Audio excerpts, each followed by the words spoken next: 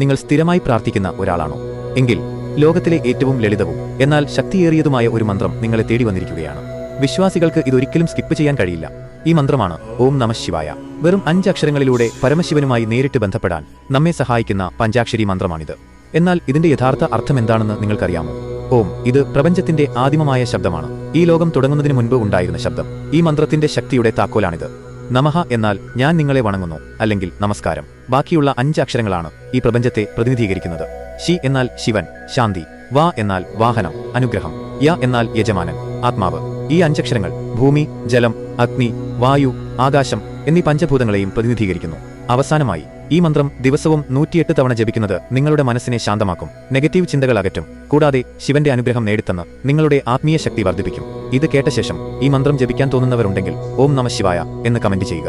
കൂടുതൽ ഭക്തിമാർഗങ്ങളെക്കുറിച്ച് അറിയാൻ ഈ ചാനൽ സബ്സ്ക്രൈബ് ചെയ്യുക.